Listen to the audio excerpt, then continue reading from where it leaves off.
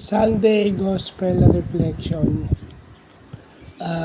June 21, 2026. So, Father's Day. So, yung Gospel ngayon, it's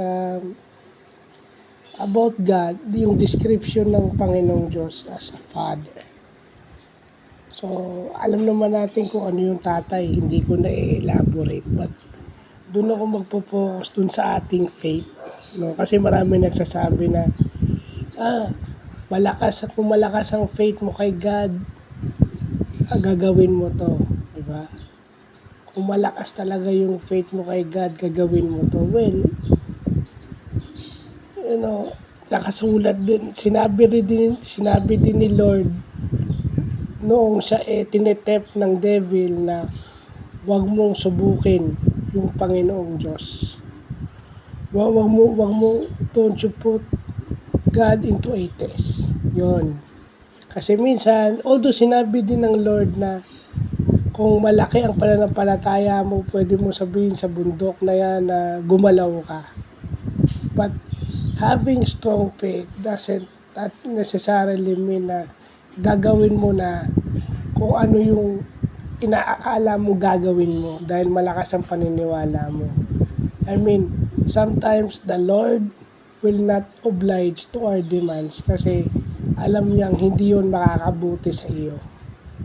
No? Hindi faith in God yung matatawag na hindi faith in God yung walang pag-iingat na gagawin mo sa iyong sarili, first and foremost, o unang-una sa lahat. Anong ibig ko sabihin? Diba? Kung ikaw kung ikaw PWD at ikaw alam naman natin na naka-prosthetic ka. Kung alam natin naka-prosthetic ka at yung prosthetic mo ay maaring masira, mag-o-oblige ka ba na maglakad ng malayo knowing na baka yung prosthetic mo ay bumigay dahil malayo yung lalakarin mo? At alam naman natin na yung prosthetic mo is nilalagyan mo ng bigat, minsan hindi. Nilalagyan mo ng bigat yon to para maka-move ka forward. Para makapaglakad ka forward, kailangan mong lagyan ng bigat mo. And you got to, minsan hindi mo nilalagyan ng bigat. So, nagko-compensate yung kabilang side mo, di ba? So, example lang yun. Hindi yun faith in God na kung may faith ka, gagawin mo yung mahirap. No, it's not faith. It's not faith.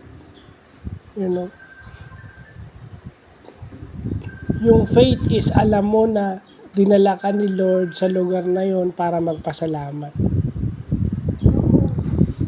It's enough that you are there giving thanks. It's not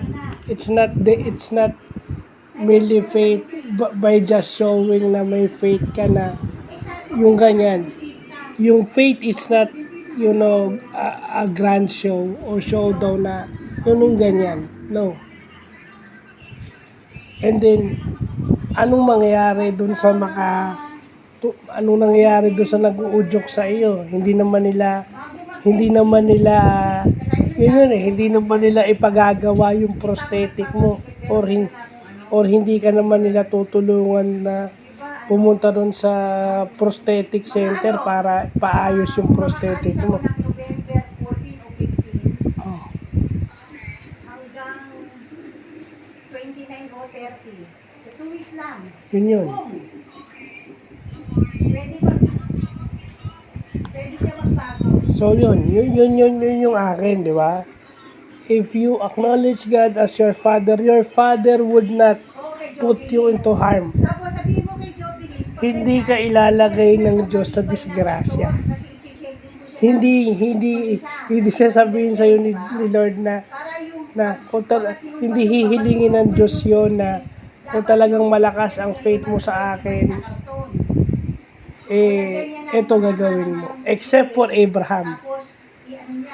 God would not put us into test dahil alam ng Diyos sa limitado yung ating kakayahan.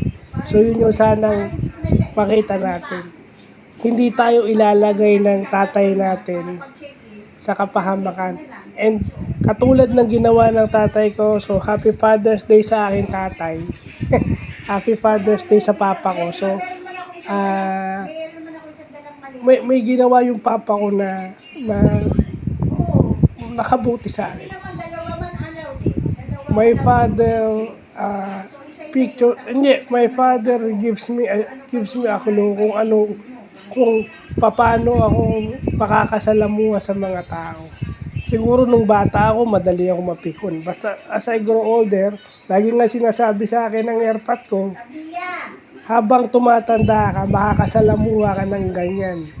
Minsan may inis ka, magagalit ka. Kaya nga. Kaya nga, ginagawa na, it's not merely saying it. Siya mismo gumagawa, siya mismo yung nambuburakot. So siguro kaya ako nasanay sa ganun dahil Yung matibay. binuburakot na ako sa school pero binuburakot pa rin ako sa bahay. Yun para masanay lang ako.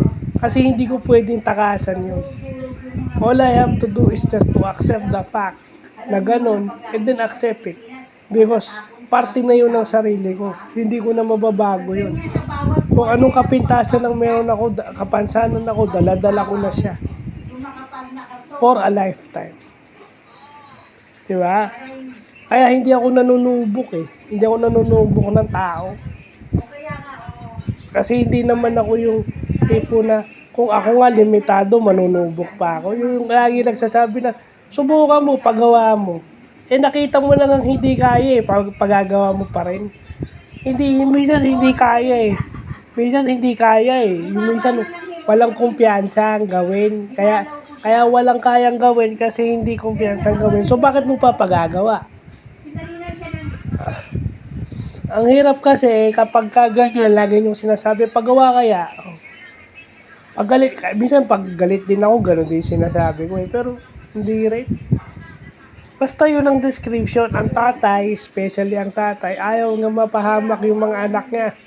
Mga tatay, makikipagsuntukan yan, makikipagpatayan yan para lang hindi madisgrasya yung mga anak. text niya sa akin. Diba? Ano nangyari? Magmumura yung tatay mo, mama. Minsan, Pumunta naman ako. hindi naman sa pag-ano, minsan to the extreme na makakasakit o makakapatay yung tatay mo defending you. Punta mga dalaw. So, hindi ka ipapahamak ng tatay mo. So, ganun din yung Diyos. So, kung sasabihin mong faith in God, hindi mo rin dapat subukan ng Diyos. Walang kain yung mga Just you give thanks and just you doing the things that you do, it is enough for God na nagagawa mo yung makakabuti sa'yo. yung Martes. Diba? Do everything you can, but do not be a grand show for other people just to show your faith. So, yun lang po.